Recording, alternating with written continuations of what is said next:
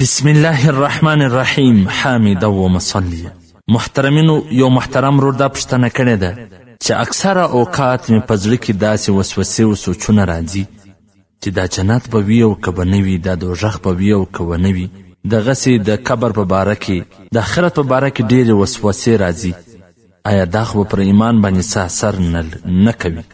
آیا دا خو به پر ایمان څه اثر نه کوي؟ محترمینو، داسې خیالات وسوسې چې کم غیر اختیاري باندې په غیر اختیاره زړه له راځي، دا و ایمان ته هیڅ تاوان نه رسوي، بشرطه دې چې دغه وسوسې د ده ناخوښې وي. نو دی چې دی په خپله وسوسې ځان ته راولي، نه داسې وسوسې چې غیر اختیاري راځي او ستا هغه ناخوښه وي، نو دا ایمان ته هیڅ ضرر او تاوان نه رسوي.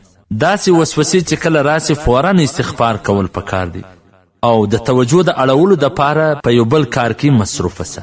فوراً لا حول ولا قوة الا بالله بس دا وایه، ځکه د الله جل جلاله وعدې پر حق باندې دي. د نبی کریم صلی الله علیه وسلم ټول ارشادات پر حق دي.